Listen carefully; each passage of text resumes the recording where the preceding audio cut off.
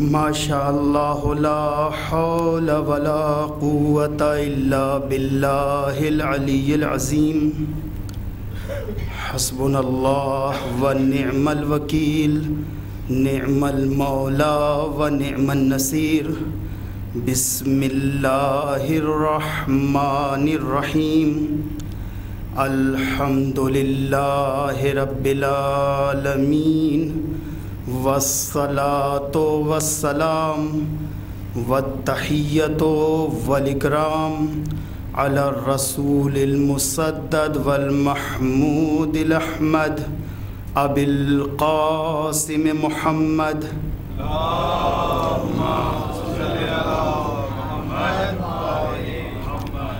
وعلی اہل بیتہ الطیبین الطاہرین المعصومین اما بعد فقد قال سبحانہ تبارک و تعالی فی محکم کتابہ المجید وفرقان الحمید وقولہ الحق بسم اللہ الرحمن الرحیم اللہ ولی الذین آمنوا یخرجہم من الظلمات الی النور والذین کفروا اولیاؤہم الطاغوت یخرجونہم من النور الی الظلمات صلوات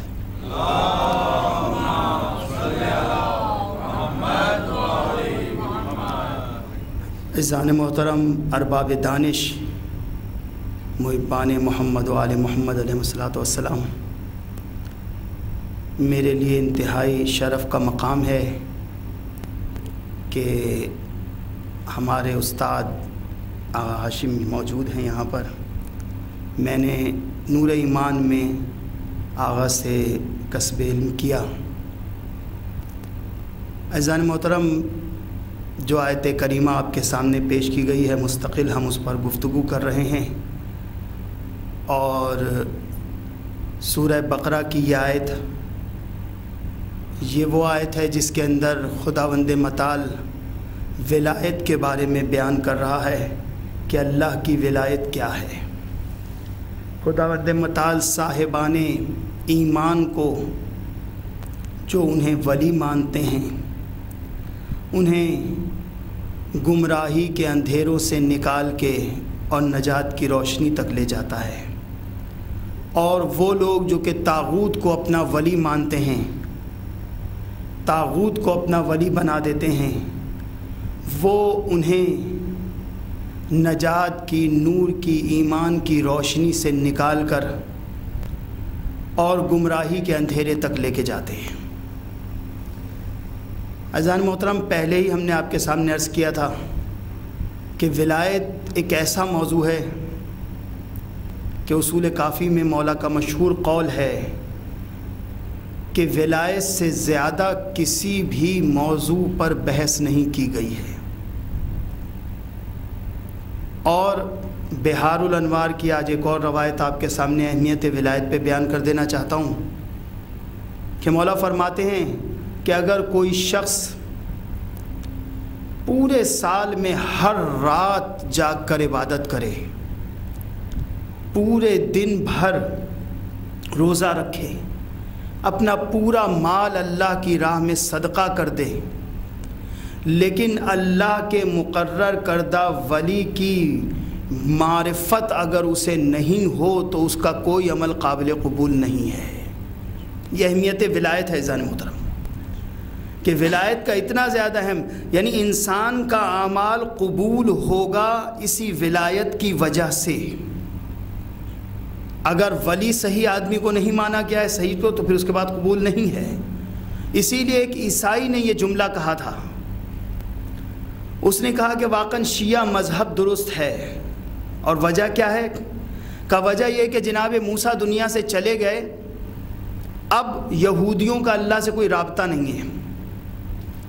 اللہ اور یہودیوں کے درمیان رابطہ جناب موسیٰ علیہ السلام تھے۔ جناب عیسیٰ دنیا سے چلے گئے، اب عیسائیوں کا اللہ سے کوئی رابطہ نہیں ہے۔ جناب عیسیٰ علیہ السلام ایک رابطہ تھے، چلے گئے۔ کہا لیکن واحد یہ مذہب ہے شیعہ، کیونکہ مسلمان کے لیے بھی کہا جائے تو رسول دنیا سے چلے گئے، اب کوئی دوسرا نہیں ہے جو دیگر مسلمانوں کے درمیان اللہ کے درمیان رابطہ ہو سکے۔ لیکن واحد یہ مذہب شیعہ کہ آج بھی ہمارے امام علیہ السلام ولی اللہ ہیں، جن کے ذریعے سے ہمارا رابطہ اللہ سے قائم ہے، ورنہ دنیا میں اب کوئی یہ دعویٰ نہیں کر سکتا کہ اس کا اللہ سے رابطہ ہے۔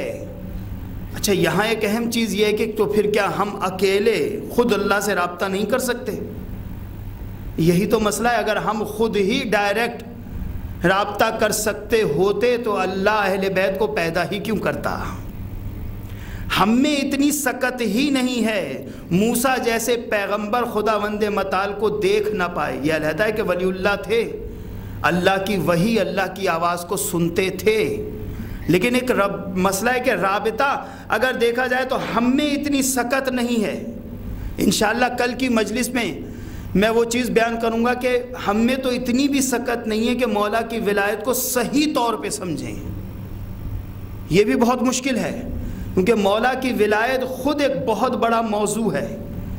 فقط غدیر کی چند چیزیں بیان کر کے ہم یہ سمجھتے ہیں کہ ہم نے ولایت کو سمجھ لیا۔ غدیر تو صرف اعلان ولایت تھا، حقیقت ولایت ہے کیا اس کو سمجھنا بہت علم کی ضرورت ہے۔ کل انشاءاللہ بحث ہوگی۔ آج کیونکہ ہم نے آپ کے سامنے بیان کیا کہ ولایت کے معنی کیا ہیں، ایک چیز کو دوسری چیز سے ایسے قریب کرنا کہ کوئی تیسری چیز بیچ میں فاصلہ نہ بنے، یعنی ولایت کے معنی ہے دنا، قریب ہونے کے، قریب کرنے کے معنی ہے ولایت کے۔ پھر ہم نے آپ کے سامنے ولایت کے اعتبار سے یعنی اعتبار کے لحاظ سے کتنی قسمیں ہیں یہ بیان کی۔ پھر ہم نے آپ کے سامنے بیان کیا کہ ولایت، کل جو آپ کے سامنے ہم نے بحث کی اور وہ بڑی اہم بحث تھی عزیزان محترم، لیکن ہم نے بہت سرسری بحث کی ہے۔ صرف اس لیے سرسری بحث کی ہے کہ اگر اس طرح سے فلسفی گفتگو کی جائے تو میں یہ سمجھتا ہوں کہ وہ گفتگو سمجھنا اور بیان کرنا دونوں مشکل ہے۔ تو کل کی ہماری بحث کہ خداوند متعال کی ولایت تکوینی کیا ہے اور ولایت تشریعی کیا ہے، ہم نے آپ کے سامنے بیان کیا۔ آج بیان کرنا ہے ولایت مطلقہ اور ولایت مقیدہ، کیونکہ ہم بچپن سے فقط غدیر سن کر نکل گئے، لیکن ہمیں یہ پتہ ہی نہ لگا کہ ولایت کہتے کسے ہیں۔ ولایت کتنا بڑا موضوع ہے عزیزان محترم۔ آج گفتگو ولایت مطلقہ اور ولایت مقیدہ۔ ولایت مطلقہ کیا ہے؟ خداوند متعال خود جیسے ہمارا ولی ہے، ہماری جان، مال، عزت، آبرو سب پہ خدا کا تصرف ہے، وہ ہم سے سب سے زیادہ قریب ہے، ہر چیز خدا کی ہے۔ اسی طرح اس نے یہ ولایت اہل بیت کو اور رسول کو عطا کی ہے، تمام انبیاء کو اس نے ولایت عطا کی۔ یہ ولایت مطلقہ تھی۔ ولایت مقیدہ کیا ہے؟ ولایت مقیدہ وہ ہے کہ جو انسان خود اپنی کوشش سے حاصل کرتا ہے، یعنی ایسا نہیں ہے کہ انسان اپنی کوشش سے کوئی عمل میں آگے نہ بڑھ سکے، نہیں، اپنی کوشش سے ولایت مقیدہ حاصل کرتا ہے۔ اچھا، تو کیا کیا جائے؟ ہر انسان چاہے گا کہ میں خدا سے قریب ہو جاؤں، ہر انسان چاہے گا کہ میں اہل بیت سے قریب ہو جاؤں، کیونکہ اہل بیت سے قریب ہوں گے تو خدا سے قریب ہوں گے۔ اور اس زمانے میں سب سے اہم مسئلہ ہے کہ ہم اپنے امام سے جتنا قریب ہوں گے اتنا زیادہ ہم خدا سے قریب ہو جائیں گے۔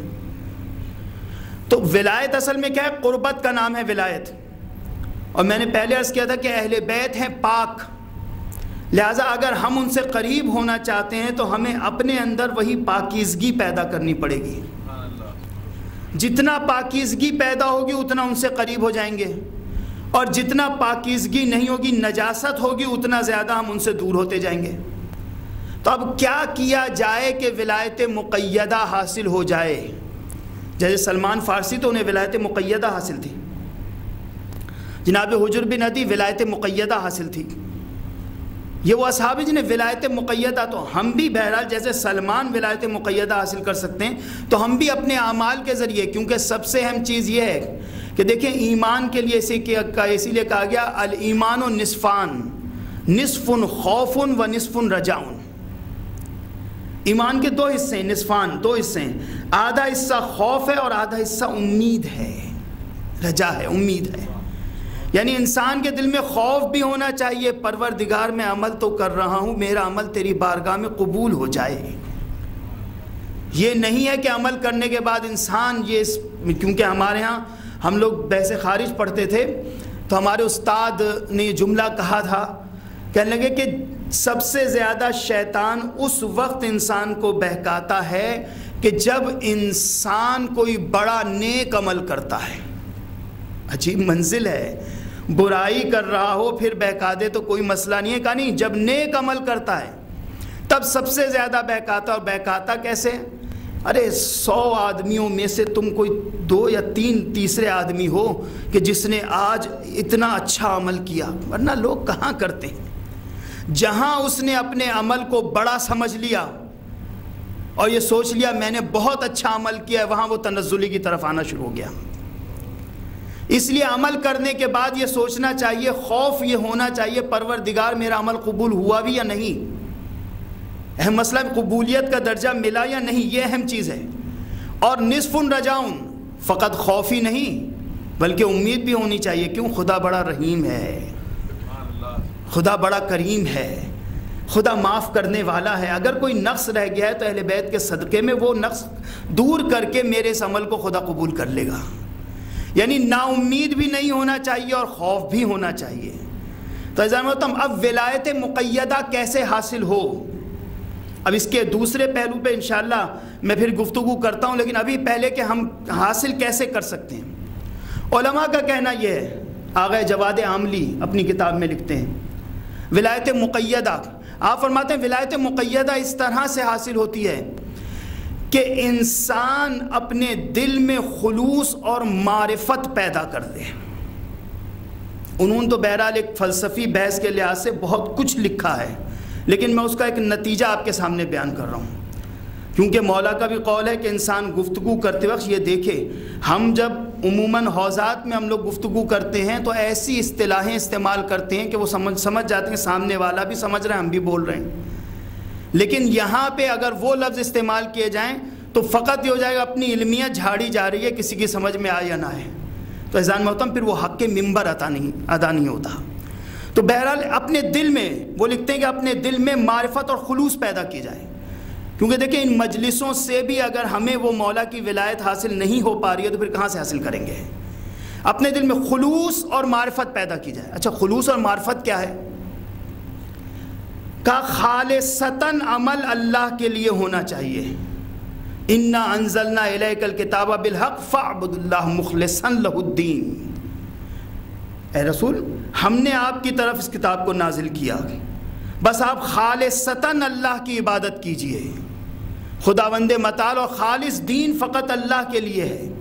کہ خداوند متعال آپ کو خالص دین اللہ نے عطا کیا اور وہ چاہتا ہے کہ خالص دین ہی یہاں سے آپ لے کے جائیں.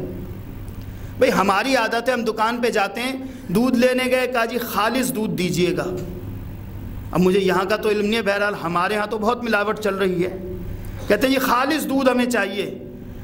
گئے پرچون کی دکان پہ، ارے جی چنے کی دال میں آپ نے کیا ملا دیا؟ خالص دال چاہیے ہمیں، یہ کچرا وغیرہ نکال کے اچھی دال ہونی چاہیے. تو جب ہم کوئی چیز لیتے ہیں تو اس کے لیے کہتے ہیں ہمیں خالص چاہیے، تو اللہ خالص کے بغیر کیسے دین لے لے گا؟ تو کہا اگر ولایت چاہیے، ولایت مقیدہ تو خالص ہونی چاہیے. دین خالص ہو، معرفت خالص ہو، عمل خالص ہو. اچھا تو عمل خالص کیسے ہوتا ہے؟ عزیزان محترم یہ چھوٹی سی باتیں ہوتی ہیں لیکن بہرحال انسان گزر جاتا ہے جلدی سے. خالصتاً عمل کسے کہتے ہیں؟ مثلا ہمارے ہاں عورتوں کے لیے یہ ہے، اس زمانے میں بھی اور آج بھی چل رہا ہے. یہ صرف ہمارے ہاں نہیں، عربوں میں بھی ہے. عربوں میں عورتوں نے جا کر رسول خدا سے یہ شکوہ کیا تھا کہ یا رسول اللہ، مرد ہر وقت آپ کے پاس آ کے بیٹھے رہتے ہیں اور آ کر آپ سے کسب علم حاصل کرتے ہیں، کسب علم کرتے ہیں، اس کے ساتھ ساتھ ثواب ملتا ہے، اور ہم لوگ گھر میں بیٹھے رہتے ہیں، وہی چولہے میں جھونکے ہوئے ہیں، سب کچھ کر رہے ہیں، ہمیں کچھ حاصل نہیں ہوتا. تو آپ نے فرمایا کہ یہ جو تم ہانڈی میں چمچہ چلاتی ہو، یہ اس کا ثواب وہی ہے جو میدان جنگ میں مرد جہاد کرتے ہیں، تلوار چلاتے ہیں. اچھا ثواب تو وہی ہے. دیکھیں کیونکہ ہمارے ہاں جب عورت اور مرد کے رائٹس بیان کیے جاتے ہیں تو اس کے اندر عورتیں ذرا سا اپنا سینہ تان لیتی ہیں صرف اسی وجہ سے کہ ہمارے اوپر واجب تھوڑی ہے کہ ہم کھانا بنائیں، واجب تھوڑی ہے، بڑی لمبی بحث ہے. لیکن ایسا میں ہوتا ہوں اب کیا ہے، خالص کے لیے میں گفتگو کر رہا ہوں، میرا وہ موضوع نہیں، اس طرف جانا بھی میں نہیں چاہتا. اہم چیز یہ ہے کہ اب کیا ہے اس کے اندر، اس کے اندر اہم چیز یہ ہے کہ وہ عورت جو گھر میں بیٹھی ہوئی ہانڈی میں چمچہ چلا رہی ہے، ایک نظریہ اس کا یہ ہے کہ میں یہ کھانا بناؤں گی، اپنے شوہر کو کھلاؤں گی، شوہر خوش ہوں گے، بڑا اچھا کھانا بنایا ہے، وہ مجھ سے خوش ہو جائیں. میں چائے بنا کے اپنے سسر کے پاس لے کے جا رہی ہوں، سسر کہیں گے بہت اچھی بہو ہے، میری خدمت کر رہی ہے. میں اپنی ساس کی خدمت کر رہی ہوں، ساس کہیں گی بہت اچھی سگھڑ بہو لے کر آئی ہوں میں. ایک تو یہ چیز ہے ذہن میں ہوتا ہوں. لیکن دوسری چیز یہ ہے کہ وہی عورت جب ہانڈی میں چمچہ چلا رہی ہے، وہ یہ کیا کہہ رہی ہے، وہ کہہ رہی ہے کہ نہیں، اللہ نے یہ کہا، رسول نے یہ کہہ دیا کہ اپنے مرد کی بہرحال خدمت کی جائے، کیونکہ ایک مقام پہ یہ کہا گیا کہ تم، یہ جو میں نے آپ سے بیان کیا کہ ہانڈی میں چمچہ چلانا کتنا بڑا ثواب ہے.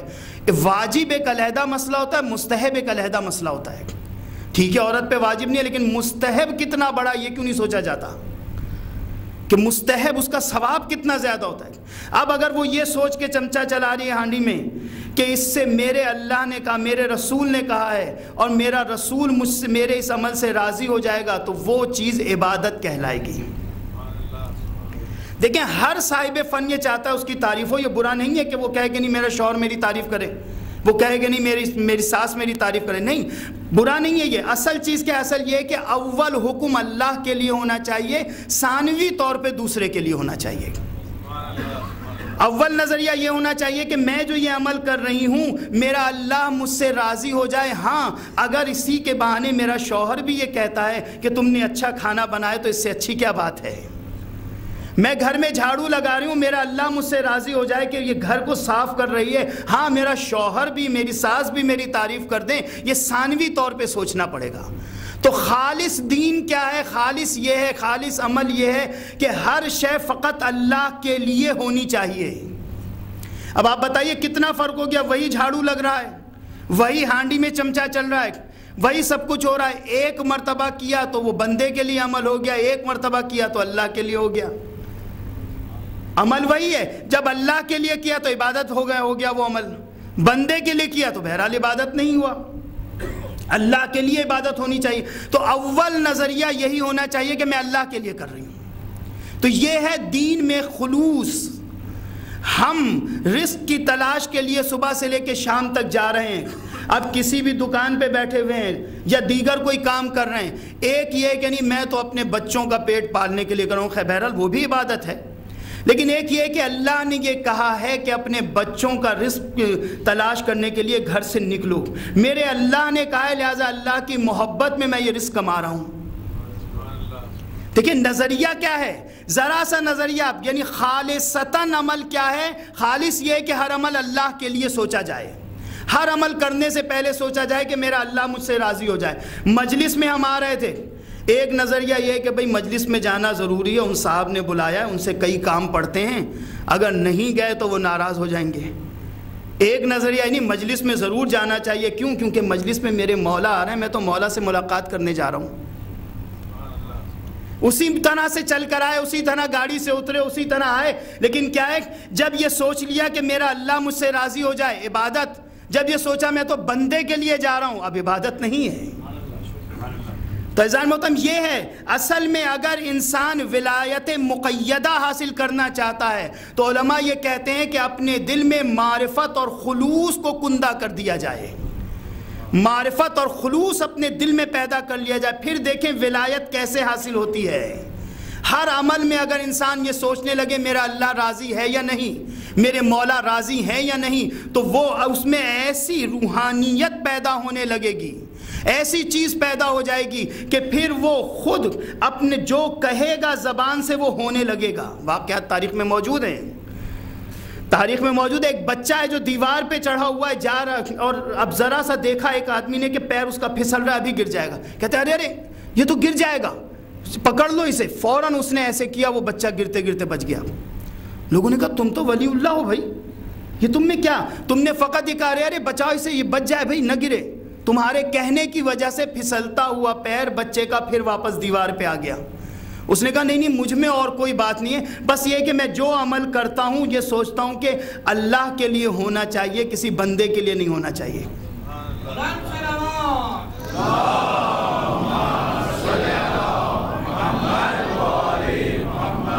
تو عزیزان محترم اب دیکھیں کتنا فرق ہو گیا۔ اگر انسان اللہ کے لیے، تو یہ ولایت، اب کل انشاءاللہ اور بحث میں کروں گا اور زیادہ ولایت پہ، کہ ولایت مطلقہ کے مقیدہ کے بھی درجات ہوتے ہیں، مختلف درجے ہیں، اور کیسے کون سا درجہ حاصل کیا جاتا ہے۔ بہرحال تو ولایت، اب یہاں پہ ایک اور اہم پہلو عزیزان محترم، ہمارے ہاں دیکھیں ولایت مقیدہ میں نے آپ کے سامنے بیان کی، بندہ حاصل کر سکتا ہے اپنی طاقت سے، اپنے اعمال سے، اپنی تمام چیزوں سے، وہ صفت اس میں پیدا ہو سکتی ہے کہ اللہ اسے چند چیزوں پر تصرف عطا کر دے، وہ بھی اللہ ہی عطا کرتا ہے، لیکن اس کے اعمال کے ذریعے سب کچھ ہوتا ہے۔ اب مسئلہ سب سے بڑا یہ ہے کہ ایسے میں ان سب چیزوں کو ایڈاپٹ کر لیا کس نے؟ ان لوگوں نے کہ جو لوگوں کو بیوقوف بناتے ہیں، کہا ہم ولی اللہ ہیں، ہم میں یہ صفت پائی جاتی ہے، ہم جو کہہ دیں وہ ہو جائے گا۔ ایسے لوگ گزرے ہیں جو آج بھی موجود ہیں اور لوگوں کو بیوقوف بنانے کی باتیں کرتے ہیں۔ ہم کہتے ہیں یہ نت نئے جھوٹے ولی اللہ، لفظ ولی اللہ ان کے لیے استعمال کرنا غلط ہے، بہرحال جھوٹے افراد جو لوگوں کو ولایت کے نام پر، بھئی ایسے آدمی ہم نے دیکھے کہ پتہ نہیں 1.5-2 سال ہو گیا ابھی تک داڑھی نہیں کٹوائی، مونچھیں نہیں کٹوائیں، جب سے لباس پہنا ہے تب سے وہ لباس اتار کے دھویا نہیں ہے۔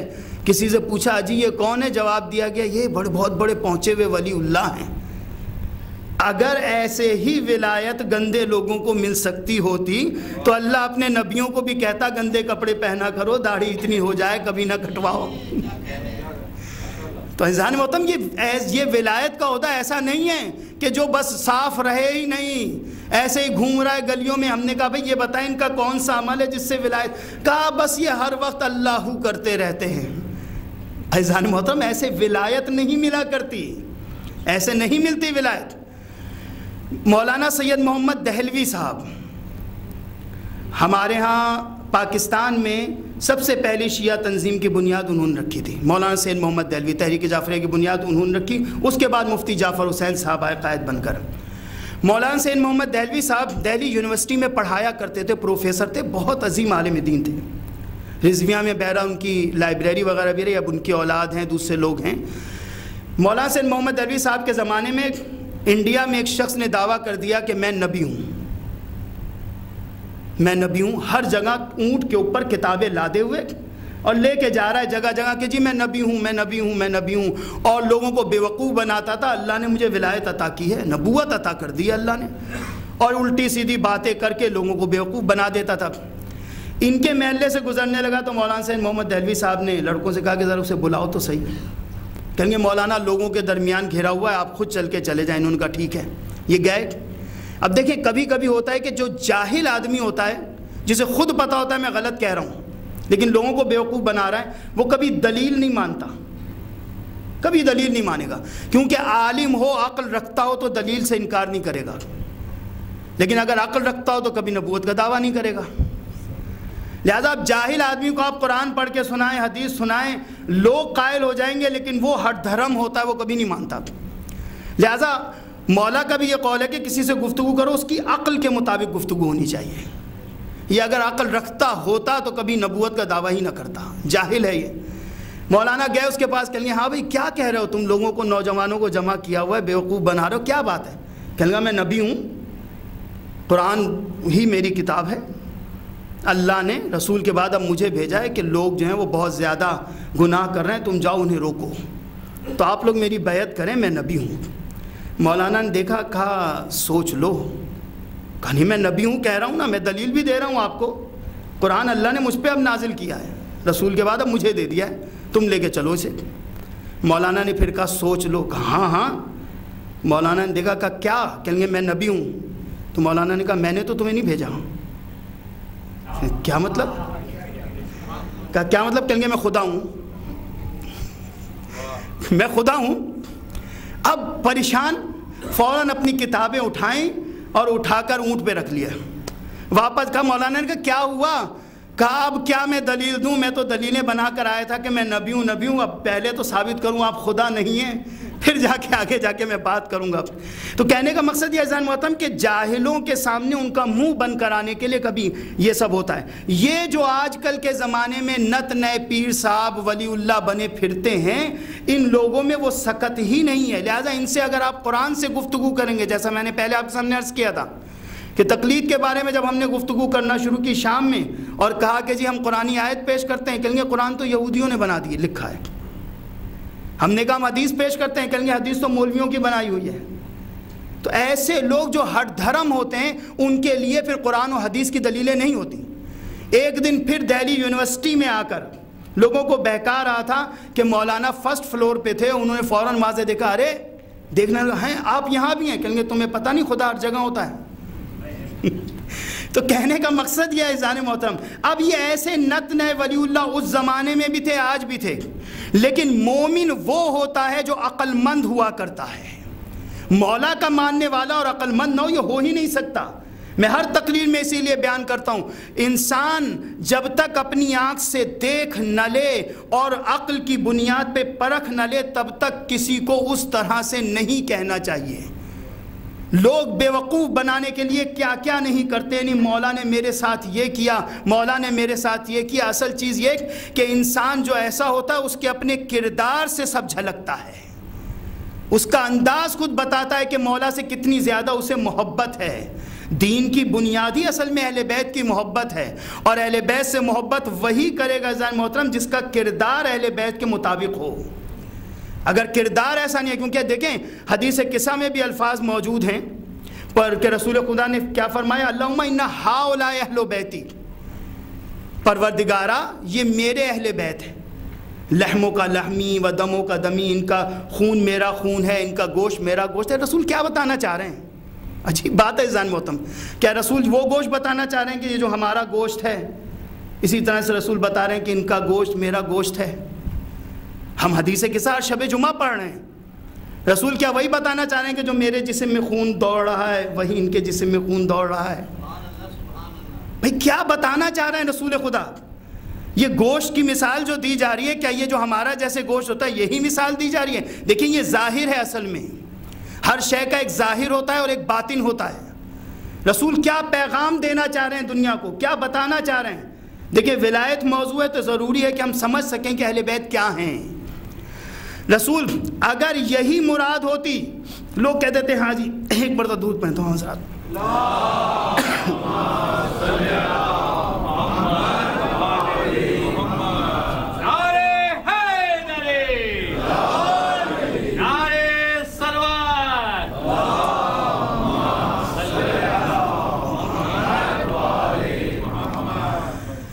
عزیزان محترم رسول بتانا کیا چاہ رہے ہیں؟ اصل میں کس چیز کو بیان کرنا چاہ رہے ہیں رسول؟ اگر جیسے ہوتا ہے کہ بھئی میرا بیٹا ہے تو وہ میرا ہی خون ہے، یقیناً اس کی رگوں میں میرا ہی خون دوڑ رہا ہے، میں اپنے باپ کا بیٹا ہوں، میں اپنے دادا کا بیٹا ہوں، تو میری رگوں میں یہی بتانا چاہ رہے ہیں کیا رسول؟ اگر یہ بتانا چاہ رہے ہیں تو کوئی نئی بات نہیں ہے، ہر بیٹے کے اندر باپ کا ہی خون ہوتا ہے، یہ کوئی نئی بات تو رسول نہیں کر رہے ہیں۔ کیا بتانا چاہ رہے ہیں عزیزان محترم؟ اگر یہی اہل بیت سے مقصد ہوتا تو رسول خدا سلمان سے نہ کہتے سلمان منا اہل البیت، سلمان نہ رسول خدا کے بیٹے ہیں، نہ نواسے ہیں، نہ پوتے ہیں۔ اگر یہی مراد ہوتی تو یہ نہ کہتے سلمان منا اہل البیت۔ بھئی یہ کیوں کہا رسول نے؟ بتانا یہ چاہ رہے تھے کہ نہیں، اصل میں مقصد یہ ہے، ظاہر تو یہی ہے کہ یہ گوشت رسول کا خون، ظاہر یہ ہے، لیکن مقصد یہ ہے کہ پروردگارہ ان کا کردار میرا کردار ہے، یہ بتانا مقصود ہے عزیزان محترم، کردار کو بتا رہے ہیں۔ ورنہ آپ دیکھ لیں نوح کا بیٹا ہے لیکن اللہ کہہ رہا ہے یہ تمہارے اہل میں سے نہیں ہے۔ تو عزیزان محترم اہل میں سے وہ ہوتا ہے جو کردار اس کا ایک جیسا ہو، یہ رسول کا مقصود ہے۔ حدیث قصہ ایک بہت بڑا میٹر ہے عزیزان محترم، ایک ایک لفظ انسان اگر تشریح کرے کہ رسول خدا کیا بیان کرنا چاہ رہے ہیں تو واقعاً حدیث قصہ ایک بہت بڑی چیز ہے۔ تو ولایت کسے کہتے ہیں؟ ولایت مقیدہ ہمیں حاصل ہوگی۔ کل کا ایک چیز رہ گئی تھی جو برادر عزیز نے بہرحال توجہ ہماری اس جانب مبذول کرائی، ہوتا یہی ہے کہ انسان کبھی کبھی بیان کرتے کرتے کچھ بیان کرنا چاہتا ہے لیکن پھر ذہن کسی اور طرف چلا جاتا ہے۔ کل ایک چیز یہ تھی کہ رسول خدا کی شان میں آیتیں نازل ہوئیں، اہل بیت کی شان میں آیتیں نازل ہوئیں، لیکن پروردگار نے کہیں بھی پورے قرآن میں اہل بیت کا نام نہیں لیا۔ آیتیں نازل ہوتی رہی ہیں، آئے ولایہ مولا کائنات کی شان میں اہل بیت کی شان میں نام نہیں لیا، آئے تطہیر اہل بیت کی شان میں نام نہیں لیا، آئے مباہلہ اہل بیت کی شان میں نام نہیں لیا۔ مختلف آیتیں، مختلف موضوعات موجود ہیں اہل بیت کی شان میں، لیکن پروردگارہ کہیں نام نہیں لے رہا ہے۔ تو عزیز محترم وجہ کیا ہے؟ اگر پروردگار نام لے لیتا کہ اے امام حسن علیہ السلام، امام حسین، مولا کائنات سیدہ زہرا سلام اللہ علیہا، آپ ہی اہل بیت رسول ہیں، اگر اللہ نام لے لیتا یا علی آپ ہی ولی اللہ ہیں اور آپ ہی اللہ کے مقرر کردہ ولی ہیں، اگر پروردگار نام لے لیتا کہ قربا جو ہیں وہ ہم یہی ہیں، امام حسن، امام حسین، سیدہ سلام اللہ علیہا، مولا کائنات یہی قربا ہیں، تو عزیزان محترم لوگ کیا کرتے؟ لوگ اپنا نام علی رکھ لیتے، بیٹے کا نام حسن رکھ لیتے، حسین رکھ لیتے اور کہتے آیت ہماری شان میں نازل ہوئی ہے۔ اس لیے خداوند متعال نے، دیکھیں ویسے تو ہم یہ نہیں ہو سکتے کہ کوئی ہم اللہ کے نمائندے ہیں، اللہ سے پوچھ کے بتا رہے ہیں، ایک تجزیہ ہوتا ہے انسان کا، اس لیے یہی کیا، کیوں؟ تاکہ پتہ یہ چلے کہ دیکھو ہم نام نہیں لے رہے ہیں بلکہ ہم صفات بیان کر رہے ہیں۔ اگر دیکھ لو تم پوری کائنات میں جو پاک و پاکیزہ ہو سمجھ لو وہی اہل بیت ہے، دیکھ لو جو اللہ سے زیادہ قریب ہے وہی اس کا اللہ کا قربہ ہے۔ یہ صفات بیان کی، صفات اس لیے بیان کی کہ نام رکھ لینا بہت آسان ہوتا ہے، صفت پیدا کرنا مشکل ہے۔ نام ہم رکھ لیں، اپنا علی نام رکھ لیں، حسن نام رکھ لیں، حسین نام رکھ لیں، مسئلہ نہیں ہے، لیکن کیا صفت وہ پیدا ہو جائیں گی؟ کوشش تو یہی ہوتی ہے، نام اسی لیے رکھا جاتا ہے، لیکن صفت پیدا کرنا آسان نہیں ہے، اس لیے پروردگار نے صفات بیان کی ہیں کہ تم صفات ڈھونڈو، ہم نام نہیں لیں گے۔ ایک مرتبہ درود پڑھتا ہوں حضرات۔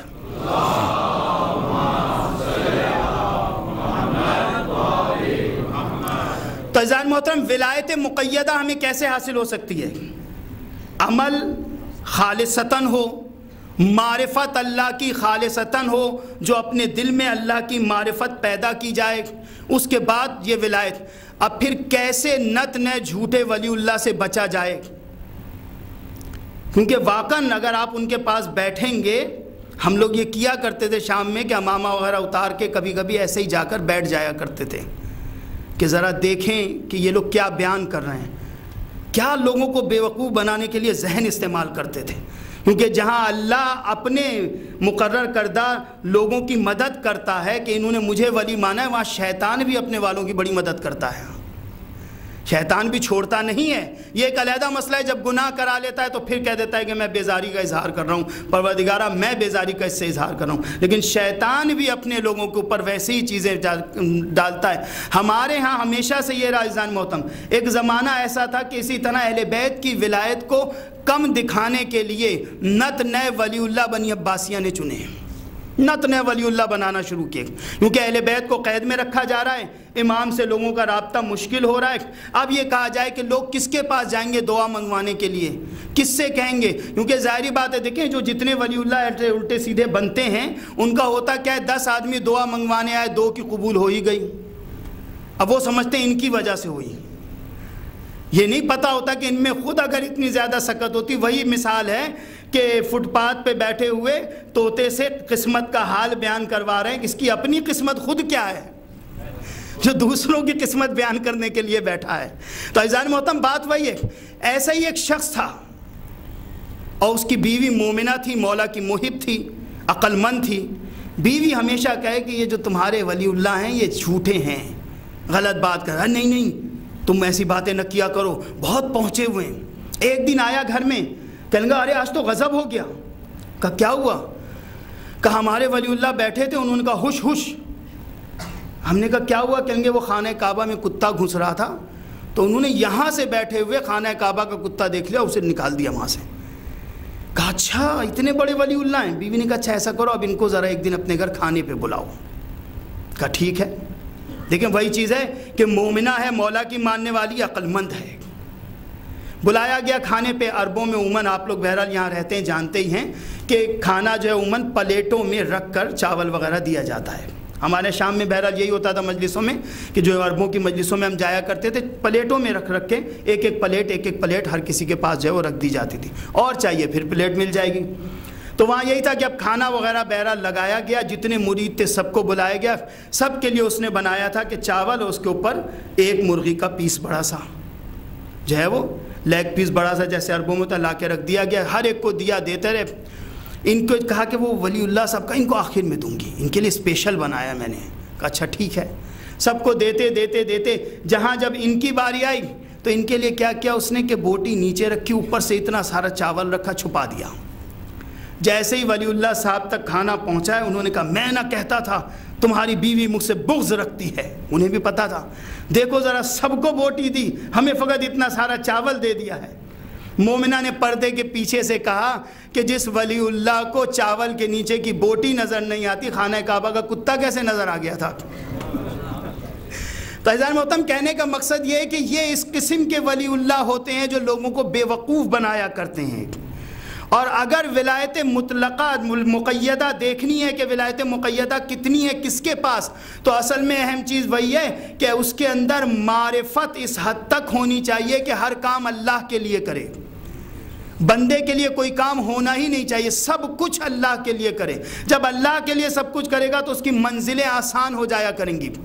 وہ دو اشخاص تھے، دونوں دوست تھے۔ دیکھیں کبھی کبھی ہوتا یہ ہے کہ ایسی چیزیں ہمارے سامنے آتی ہیں کہ ہم کہتے ہیں ہم تو اللہ کے لیے کر رہے ہیں، مجلس میں آتے ہیں مولا کے لیے آتے ہیں، تمام کام اللہ کے لیے کر رہے ہیں، فلانا شخص ہے جو دکھاوے کے لیے کرتا ہے اور اللہ نے کتنا دیا ہے اسے، اور ہم مشکلات میں رہتے ہیں۔ کبھی کبھی ذہن میں آ جاتا ہے انسان کے، کیونکہ جب بیان کیا جاتا ہے کہ جی رزق میں کمی ہوتی ہے، گھر میں میوزک زیادہ چلے، رزق میں کمی ہوتی ہے، نماز فجر قضا ہو جائے، رزق میں کمی ہوتی ہے، گناہ انسان کرنے لگے، تو سوچتے یہ ہیں کہ ہمارے گھر میں تو ذرا سا چلتا ہے ہم بند کروا دیتے ہیں، دوسرے کے گھر میں چلتا ہی رہتا ہے، لیکن ہم نے دیکھا خوب فراوانی ہے۔ جبکہ عزیزان محترم ہر گھر کا حال وہ بندہ خود جانتا ہے کہ اس کے گھر میں فراوانی ہے بھی یا نہیں ہے، کتنی مشکلات کا سامنا، یہ کا علیحدہ میٹر ہے۔ بہرحال تو اصل میں کیا چیز یہ ہے عزیزان محترم، بات یہ کہ یہ تمام چیزیں اگر ہم دیکھتے ہیں کہ کس طرح سے انسان کے رزق میں اضافہ ہو، ولایت ایک ایسی چیز ہے کہ امام علیہ السلام سے توسل کیا جائے ہر مسئلہ حل ضرور ہوتا ہے، لیکن پھر وہی چیز امام اس کو اتنا عطا کرتے ہیں جس میں جتنی صلاحیت ہوا کرتی ہے۔ میں نے اس دن بھی آپ کے سامنے عرض کیا تھا کہ مولا سے کہا گیا کہ مولا انڈا جو ہے اس کے اندر کیا پوری دنیا آ سکتی ہے؟ تو اگر آپ کا خدا قادر ہے ہر شے پر تو دنیا کو اس کے اندر ڈال دے، انڈا اتنا چھوٹا سا کیسے آ سکتی ہے؟ مولا نے پھر وہی جواب دیا تھا، مولا نے کہا اللہ تو قادر ہے لیکن انڈے میں صلاحیت اتنی نہیں کہ پوری دنیا کو لے لے۔ تو اللہ اگر صلاحیت انسان میں نہ ہو تو پھر اللہ کی طرف سے بھی عطا نہیں ہوتی۔ صلاحیت ہم اپنے طور پہ پیدا کریں۔ مولا نے بتائے ہیں بہت سی چیزیں۔ ایک شخص امام علیہ السلام کے پاس آیا اور آ کے کہا کہ مولا میں بہت زیادہ پریشان حال ہوں۔ آپ نے فرمایا مجھے حیرت ہے اس شخص پہ جو پریشانی کا شکار ہے اور آیت کریمہ کا ورد نہیں کرتا۔ کیا آیت کریمہ؟ لا الہ الا انت سبحانک انی کنت من الظالمین۔ مولا فرماتے ہیں یہ آیت کریمہ نماز فجر کے بعد ایک تسبیح انسان پڑھ لے، اول و آخر 11 مرتبہ درود پڑھے اور اس کے بعد دعا مانگے، ہر مشکل کا حل آیت کریمہ میں ہے۔ ائمہ نے ایسے نہیں چھوڑا عزیزان محترم، ہر مشکل کا لا الہ الا انت سبحانک انی کنت من الظالمین، میں ظالمین میں سے ہو گیا ہوں مولا، اللہ میں سے، اور تیری ذات بابرکت ہے۔ جب یہ انسان ادا کرتا ہے، ایک مقام پہ فرمایا کہ اگر کوئی مسئلہ ہے بہت جلدی، مثلا آپ انٹرویو دینے کے لیے جا رہے ہیں، میں اس لیے بیان کروں عزیزان محترم یہ سب چیزیں کہ دیکھیں ائمہ نے اپنی ولایت کے تحت اپنے مومنین تک ہر بات بیان کی ہے، لہذا ممبروں سے یہ بات آنی چاہیے۔ ایک مقام پہ امام علیہ السلام نے فرمایا کہ اگر چاہتے ہو جلدی سے کوئی کام، یعنی مثلا ہم انٹرویو وغیرہ دینے جا رہے ہیں، اب 10 منٹ کا وقت ہے، کہا کہ چاہتے ہو کہ تم اس کے اندر کامیابی تمہاری دعا قبول ہو جائے، تو کہا کہ فوراً تم 11 مرتبہ درود اول و آخر پڑھو اور 73 مرتبہ بسم اللہ الرحمن الرحیم پڑھو۔ حضرت محترم بسم اللہ الرحمن الرحیم کی یہ برکت ہے، جب بندہ 73 دفعہ پڑھتا ہے تو لفظ کیا ہے؟ اللہ کے نام سے، کیونکہ ہمارے اردو میں ترجمہ بہرحال عجیب ہوتا ہے کہ شروع کرتا ہوں، یہ لفظ شروع بہرحال موجود نہیں ہے، انگلش میں ترجمہ صحیح ہوتا ہے۔ بہرحال ایک چیز ہے وہ کہ اللہ کے نام سے جو رحمان ہے اور رحیم ہے، جب 70 دفعہ بندہ کہتا ہے میرا خدا تو رحیم ہے تو رحمان ہے، تو رحیم ہے تو رحمان ہے، 70 دفعہ جب 73 دفعہ ادا کر رہا ہے، تو اب اللہ یہ کیسے ہو کہ اس کی بات کو نہ سنے؟ جو خدا کو بار بار رحیم اور رحمان کہہ رہا ہے، اللہ یقیناً اس کی سنتا ہے یہ الفاظ میں۔ اور پھر خود قرآن کی دیکھیں کیا تاثیر ہے قرآن کی، کہ ایک عورت تھی ہر کام بسم اللہ کہہ کے کیا کرتی تھی، جو کام کرے بسم اللہ الرحمن الرحیم۔ کسی نے کہا کہ جی پانی لاؤ، کا بسم اللہ الرحمن الرحیم کہہ کے پانی لا کے دے رہی ہے۔ کھانا لائیے، بسم اللہ الرحمن الرحیم کھانا لا کے رکھ دیا۔ کوئی کام ہے بسم اللہ کے ذریعے۔ شوہر ہنستا تھا کہ بے وقوف ہو تم، عجیب آدمی، ہر چیز میں بسم اللہ، ہر چیز میں بسم اللہ۔ ایک دن شوہر نے اسے پیسے کی کیس لا کے دی، کہا یہ رکھ لو، رکھ کے دیا اسے، اور دینے کے بعد اس کے بعد اب شوہر جو ہے وہ اس نے کیا کیا کہ صبح سکا میں صبح تم سے لے لوں گا، اس نے بسم اللہ کہا، کیس لی، بسم اللہ کہہ کے طاق میں رکھ دی۔ صبح شوہر پہلے ہی اٹھا اور اٹھنے کے بعد اس نے وہ کیس اٹھائی اور اٹھانے کے بعد لے گیا، لے جا کے پانی میں پھینک دی، سمندر میں۔ پھینکنے کے بعد اب اپنی دکان پہ چلا گیا۔ اس کی دکان پہ ایک شخص آیا کہ جی مچھلی ہے، مچھیرا آیا کہ خرید لیجئے۔ مچھلی لی اس نے اور لے کر فوراً اپنے غلام سے کہا جاؤ میری بیوی کو دے دو کہ یہ تیار کر کے رکھیں۔ غلام گیا لے کر، جب وہاں بیوی کو دیا، بیوی نے بسم اللہ الرحمن الرحیم کہہ کے مچھلی لی، بسم اللہ الرحمن الرحیم کہہ کے اس کا پیٹ چاک کیا، اندر سے وہ تھیلی نکلی، اٹھائی تھیلی اور اٹھا کے بسم اللہ کہہ کے طاق میں رکھ دی۔ مچھلی تیار کی، تیار کرنے کے بعد جیسے ہی یہ شخص آیا ہے گھر میں، کہا بڑی اچھی مچھلی بنی ہے، کھا رہا تھا، کہنے لگا وہ ذرا ایسا کرو وہ تھیلی جو کل میں نے تمہیں دی تھی لے کے تو آؤ۔ خوش ہو رہا تھا کہ اب میں پوچھوں گا کہ تم ہر کام بسم اللہ کر کے کہتی ہو کہ برکت ہوتی ہے بسم اللہ میں، اب میں پوچھوں گا تھیلی کہاں گئی؟ یہ گئی، بسم اللہ کا طاق سے تھیلی اٹھائی لا کے دی، فوراً حیران ہو گئی، یہ تھیلی یہ تمہارے پاس کیسے آ گئی؟ کہا یہ حیرت کی بات نہیں ہے کہ تھیلی میرے پاس کیسے آ گئی، حیرت کی بات تو یہ کہ مچھلی کے پیٹ میں کیسے چلی گئی تھی۔ اصل میں حیرت تو اس بات پر ہے۔ تو عزیزان محترم، جب قرآن کے اس چھوٹے سے لفظ کی یہ تاثیر ہے کہ انسان ادا کرے تو کام میں برکت ہو جاتی ہے، اس چیز کی اللہ حفاظت کرتا ہے، تو جو خود ناطق قرآن ہیں وہ خود کیا ہوں گے؟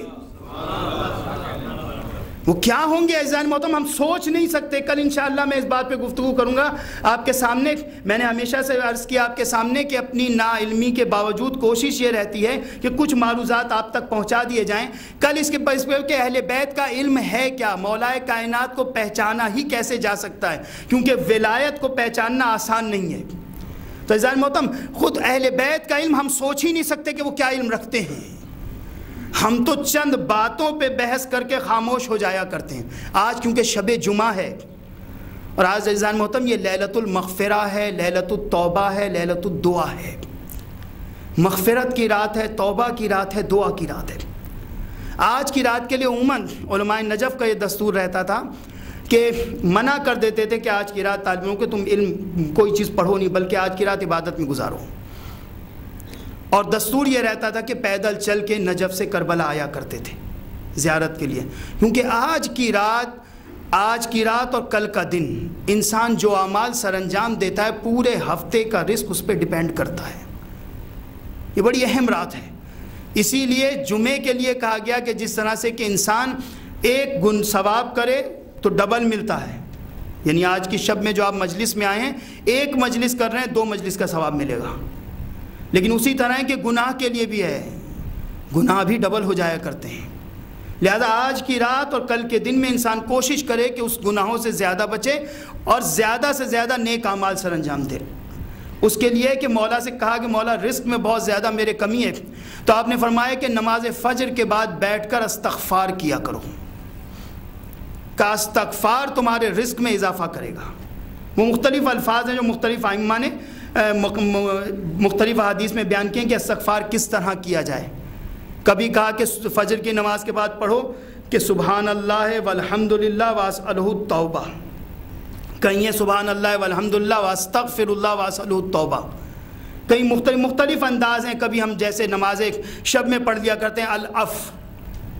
الف ایک ایسا لفظ ہے جس کے معنی ہر گناہ اس کے اندر آ جاتا ہے، پروردگارہ مجھے معاف کر دے۔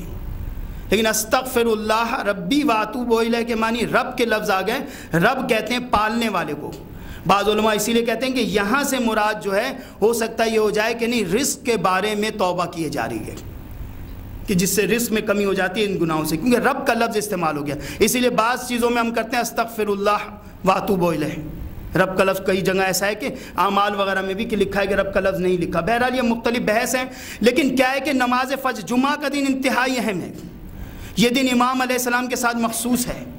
اس دن میں سب سے اہم عمل کیا ہے؟ اگر آپ مثلا اپنی گاڑی میں جا رہے ہیں، ہوتا ہے کہ جی ویسے تو آپ کے یہاں چھٹی ہوتی ہے، یہ اچھی بات ہے، مثلا کہیں جانا ہے، کچھ بھی کرنا ہے، تو بیٹھے بیٹھے انسان گاڑی ڈرائیو کر رہا ہے، صلوات پڑھتا رہے، صلوات پڑھتا رہے۔ صلوات پڑھنے کے بعد جو انسان دعا مانگے، کیونکہ مولا نے فرمایا اگر تم چاہتے ہو تمہاری دعا قبول ہو تو اول بھی درود پڑھو، آخر بھی درود پڑھو، بیچ میں تم دعا مانگو۔ یہ درود کی برکت ہوتی ہے جب تم درود خود ایک دعا ہے، جب اول کی دعا اللہ قبول کر رہا ہے، آخر کی قبول کر رہا ہے، تو یہ کیسے ہو سکتا ہے کہ بیچ کی دعا قبول نہ کرے؟ تو یہ صلوات کی برکت ہوتی ہے۔ جمعے کے دن کی خاصیت ہے محترم زیادہ سے زیادہ درود پڑھا جائے۔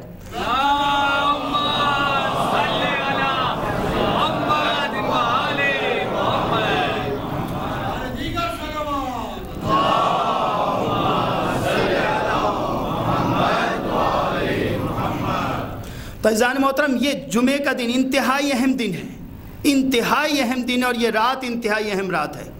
اسی لیے جمعے کی رات میں ہم لوگ دعائے کمیل پڑھتے ہیں، کیونکہ گناہوں سے مغفرت طلب کی جائے۔ بہرحال آج کی رات بہت اہم ہے، اور اس لیے اہم ہے کہ انسان کی پورے ہفتے کے تمام اعمال آج کی رات پہ ڈیپینڈ کرتے ہیں۔ لہٰذا آج کی رات نہ صرف یہ بلکہ اپنے بچوں کو یہ تعلیم دینی چاہیے کہ وہ زیادہ سے زیادہ بیٹھ کے اعمال اچھے کریں، کیونکہ آپ کے ہاں تو چھٹی بھی ہوتی ہے، سب سے اچھا وہ ہے، کیونکہ جمعے کی چھٹی بھی ایک بہت بڑا موضوع ہے کہ ہونی چاہیے یا نہیں، ہمارے ہاں بڑی بحثیں چلی ہیں اس بات پہ۔ لیکن بہرحال یہ جمعہ سید الایام ہے، تمام دنوں کا سردار ہے۔ آج جمعے کی عبادت بہت زیادہ فضیلت رکھتی ہے، اس لیے زیادہ اہمیت کی حامل ہے۔ انشاءاللہ کل، کیونکہ آج جمعے کی یہ شب تھی، میں نے اسی لیے موضوع کو کچھ دوسرے انداز سے بیان کیا ہے۔ کل آپ کے سامنے بحث ہوگی کہ مولا کائنات کی ولایت کیا ہے، مولا کے فضائل کیا ہیں، کیا ہم مولا کے علم کو سمجھ سکتے ہیں؟ کیونکہ میں نے آپ کے سامنے پہلی مجلس میں عرض کیا تھا کہ ہمارے ہاں خیبر بیان کر کے، خندق بیان کے، یہ بہت اچھی چیزیں خیبر خندق، کیوں؟ کیونکہ یہ بیان ہونی چاہیے، ہمیں تو پتہ ہے، ہمارے بچوں کو تو پتہ چلے، کم سے کم بیان ہونا چاہیے۔ لیکن یہ مولا کے وہ فضائل نہیں ہیں جنہیں مولا کا فضائل کہا جا سکتا ہے۔ اس کی وجہ یہ ہے کہ علی کے سامنے خیبر کی حیثیت کیا تھی، مولا کے سامنے مرحب کی حیثیت کیا تھی، کیا حیثیت رکھتا تھا وہ مولا کے سامنے؟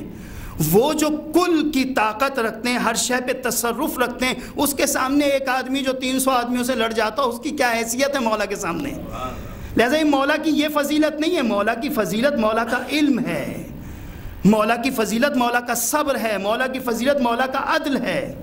انشاءاللہ کل اس بات پہ گفتگو ہوگی کہ مولا کا عدل کیا تھا، صبر کیا تھا، علم کیا تھا، اور پھر اس پہ گفتگو کہ اللہ کا بنایا ہوا ولی ایسا ہی ہوتا ہے، ہر شخص کو ولایت حاصل نہیں ہو سکتی۔ بس عزیزان محترم شب جمعہ ہے، ہم لوگ شام میں عموماً آج کی شب شہزادی کے روضے پہ جایا کرتے تھے۔ کوئی شخص اگر پورے ہفتے بھی کہیں رہے تو لیکن شب جمعہ کرنے شہزادی کے روضے پہ ہم لوگ شام کو نکل جایا کرتے تھے۔ پہلے چھوٹی شہزادی کے ہاں جایا کرتے تھے، اور چھوٹی شہزادی کے ہاں سے پھر تیزی سے آتے تھے تو مغربین کی نماز بڑی شہزادی کے ہاں پڑھا کرتے تھے۔ عزیزوں، یہ وہ ایام ہیں کہ قافلہ اب مدینہ جا رہا ہے۔ میں نے کل آپ کے سامنے شہزادی زینب کے مصائب بیان کیے۔ ایک روایت عموماً ہمارے ہاں شام میں بیان کی جاتی ہے، شام کے علماء بیان کرتے ہیں۔ میں نے بہرحال کسی کتاب میں نے کافی ڈھونڈا، مجھے نہیں ملی، لیکن علماء وہاں پہ بہت زیادہ بیان کرتے ہیں، اور وہ یہ کہ ہر شب جمعہ ہر نبی رسول خود امام حسین کے روضے پہ آتا ہے اور آ کے کہتا ہے حسین تمہارا شکریہ، تم نے ہماری محنت کو بچا لیا۔ آدم کہتے ہیں حسین تمہارا شکریہ، نوح کہتے ہیں حسین تمہارا شکریہ، موسیٰ کہتے ہیں حسین تمہارا شکریہ، عیسیٰ کہتے ہیں حسین تمہارا شکریہ، امام حسین کے روضے پہ آ کر ہر نبی مولا کا شکریہ ادا کرتا ہے. رسول خدا آتے ہیں, فرماتے ہیں حسین بیٹا تمہارا شکریہ, تم نے میری محنت کو بچا لیا. کہا اس کے بعد امام حسین علیہ السلام شام آتے ہیں اور بی بی کے روضے پہ آ کے کہتے ہیں بہن زینب تمہارا شکریہ, تم نے میری محنت کو بچا لیا. عزاداروں, اسی لیے آج کی شب میں جہاں امام حسین کو یاد کریں وہاں سیدہ زینب سلام اللہ علیہ کو ضرور یاد کیا کریں. شہزادی کی وہ عظیم ہستی ہے عزاداروں کہ واقعاً شام والوں کو اسلام اگر سمجھ میں آیا تو شہزادی کی وجہ سے سمجھ میں آیا. علی کی بیٹی نے وہ کارہائے نمایاں سر انجام دیے. عزاداروں, وہاں پہ آج بھی ایک پورا قبیلہ شام میں صرف شہزادی کے معجزے کی وجہ سے شیعہ ہوا تھا. اور کیا تھا, ایک شخص تھا, بہت بڑا رئیس تھا, اور اس کا 3 بچے پہلے سے تھے, چوتھا ہوا تو وہ ایب نارمل تھا, چل نہیں سکتا تھا. یہ لے کے گیا اسے, اور لے جانے کے بعد اپنے ہاں ڈاکٹروں کو دکھایا, انہوں نے کہا نہیں یہ صحیح نہیں ہو سکتا. فرانس لے کے گیا, وہاں دکھایا, انہوں نے کہا نہیں صحیح نہیں ہو سکتا. انگلینڈ لے کے گیا, وہاں دکھایا, انہوں نے کہا صحیح نہیں ہو سکتا. اس کے بعد واپس آیا, بیوی نے یہ کہا, اس کی بیوی لبنانی تھی, بیوی نے کہا کہ ہر جگہ ہم لے کے چلے گئے, سنا ہے یہاں پہ علی کی بیٹی کا روضہ ہے, کیوں نہ شہزادی کے ہاں لے کے چلے جائیں. باپ نے جواب دیا ارے دنیا کے ڈاکٹر کچھ نہ کر پائے, کہاں جو دنیا سے چلے گئے وہ کیا دیں گے. خاموش ہو گئی ہے. پھر اس کے بعد ایک مرتبہ کہا میرا دل کہتا ہے کہ اپنے بچے کو ہر جگہ لے کے گئے, قریب میں مولا بیوی کا روضہ ہے, چلو وہاں چلتے ہیں. شوہر نے کہا اچھا چلو. یہ کہتے ہیں ہم لے کے گئے, اور لے جانے کے بعد ہم نے اپنے بچے کو بیوی کی زری کے پاس لٹا دیا. کچھ دیر ہم بیٹھے رہے, اس کے بعد ہم نکل کر اس کمرے سے جہاں شہزادی کا روضہ ہے, ذریعے وہاں سے ہٹ کے ہم صحن میں جا کے کھڑے ہو گئے. ہم باتیں کر رہے تھے, ہمارے بچے اندر تینوں کھیل رہے تھے, اور یہ چوتھا بچہ وہیں ہم نے لٹا دیا تھا. کہا کچھ دیر کے بعد شور ہوا, بچے ہمارے چیخ رہے ہیں. ہم فوراً تیزی سے اندر گئے تو کیا دیکھا, وہ چوتھا بچہ جسے زری کے پاس لٹایا تھا وہ اٹھ کے اپنے بھائی بہنوں کے ساتھ کھیل رہا ہے. کہا ہم حیران ہو گئے, ہم نے کہا بھائی بہن کہنے لگے کہ ہم نے یہ دیکھا, یہ اٹھا, اٹھنے کے بعد اب فوراً چلنا پھرنا شروع کر دیا. ہم حیران ہو گئے یہ کیا ہو گیا. جیسے ہی یہ دیکھا ماں نے اپنے کو شہزادی کی زری پہ گرا دیا, اور شوہر سے کہتی ہے میں نہ کہتی تھی کہ علی کی بیٹی سب کچھ عطا کر دیں گی, دیکھو میرے بچے کو شہزادی نے شفا دے دی ہے. عزاداروں, یہ وہ ہستیاں ہیں کہ ہائے آج بھی اسلام ان کی وجہ سے پھیل رہا ہے. شہزادی زینب, عزاداروں, عموماً میرے مولا سید سجاد کے جملے ہیں کہ میں نے اپنی پھوپھی جیسا صابر کوئی نہیں دیکھا. کتنا صبر تھا شہزادی زینب میں. عزاداروں, اگر ہمارے ساتھ کوئی ظلم کرے اور ہم جواب نہیں دے سکتے تو اسے صبر نہیں کہا جا سکتا. لیکن شہزادی اگر کہہ دیتی ایک مرتبہ یزید تو ختم ہو جا, یقیناً یزید مر جاتا, ختم ہو جاتا. لیکن علی کی بیٹی کیسے برداشت کر رہی ہے.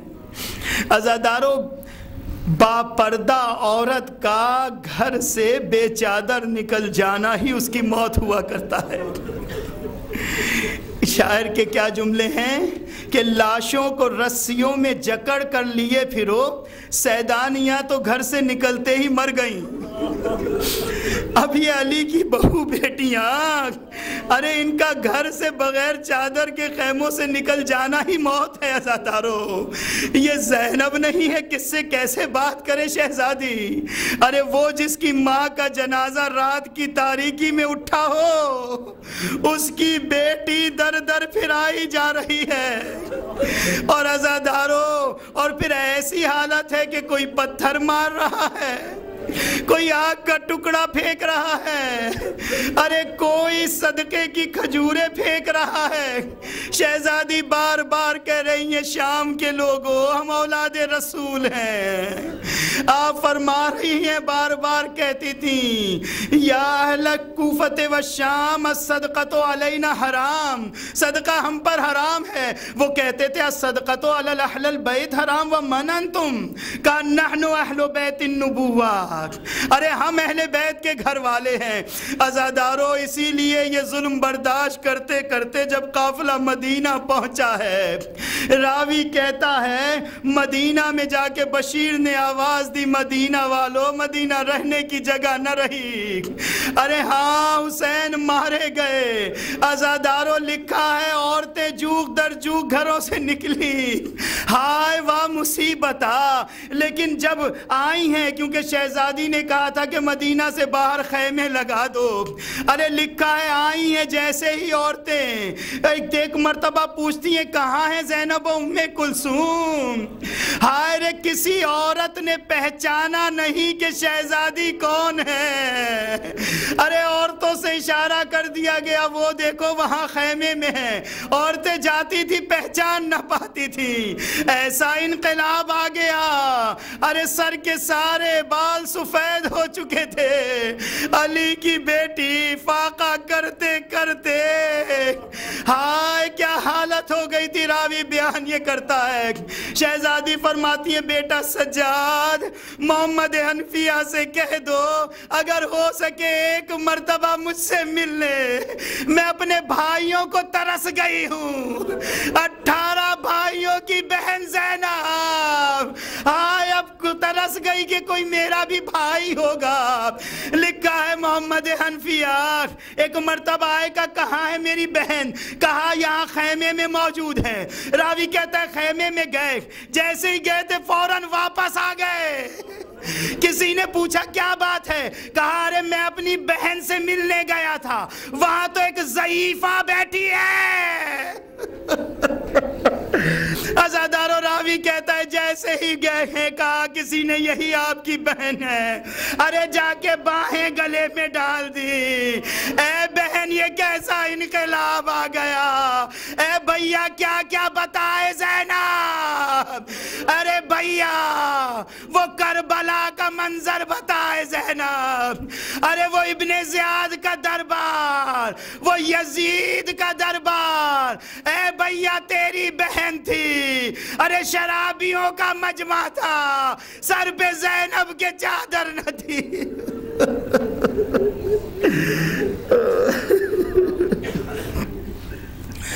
اللہ لعنت اللہ علی قوم الظالمین فسيعلم الذين ظلموا أي منقلب ينقلبون۔ پروردگارہ بحق محمد و آل محمد، خصوصاً بحق سیدہ زینب سلام اللہ علیہا، پروردگارہ ہماری اس قلیل سی عبادت کو اپنی بارگاہ میں مقبول و منظور فرما۔ پروردگارہ یہ بہتے ہوئے آنسو رقت قلب دعاؤں کی مستجاب کا سبب بنتے ہیں، میرے اللہ ہماری آنکھوں میں آنسو ہے اور ان آنسوؤں کے ساتھ ہم تیری بارگاہ میں دعا مانگ رہے ہیں، اے میرے اللہ یہ جتنے مومنین یہاں جمع ہیں آج لیلۃ المغفرہ ہے، میرے اللہ تو ہمارے اعمال کو ہم سے بہتر جانتا ہے، ہم شہزادی زینب کا واسطہ دے کے دعا مانگ رہے ہیں، آج کی شب میں امام حسین کی غربت کا واسطہ دے کے دعا مانگ رہے ہیں، اے میرے اللہ ہم سب کی گناہوں کو معاف فرما، پروردگارہ ہمارے مرحومین کی مغفرت فرما، پروردگارہ اہل بیت کے صدقے میں جتنے مومنین یہاں جمع ہیں ان کی حاجات کو مستجاب فرما، پروردگارہ اہل بیت کے صدقے میں ہم سب کے رزق میں اضافہ فرما، پروردگارہ اہل بیت کے صدقے میں جہاں جہاں مومنین موجود ہیں اور پریشان حال ہیں، خصوصاً ہمارے اس مجمع میں پریشان حال ہیں، پروردگارہ ان سب کی پریشانیوں کو دور فرما، پروردگارہ جو مومنین بے اولاد ہیں انہیں اولاد نرینہ عطا فرما، پروردگارہ قائم آل محمد کا جلد سے جلد ظہور فرما، ہمیں امام کے اعوان و انصار میں شمار فرما۔ کراچی میں ایک مومن ہے جنہیں شہید کر دیا گیا ہے، سید حسین ابن امجد علی، پروردگارہ مرحوم کو جوار امام حسین علیہ السلام میں جگہ عطا فرما، پروردگارہ ہماری یہ دعا ہے، یقیناً یہ محب اہل بیت تھے، مولا سے محبت رکھتے تھے، پروردگارہ ان کی گناہوں کو معاف فرما،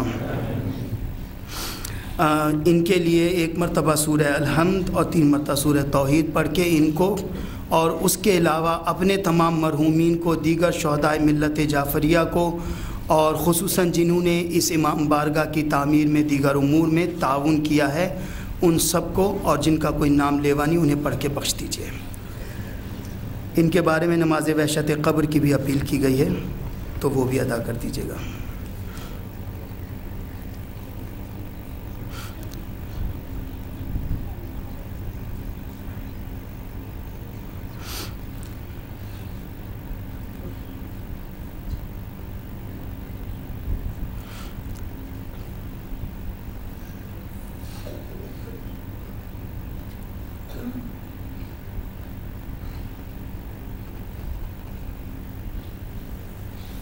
ماتم حسین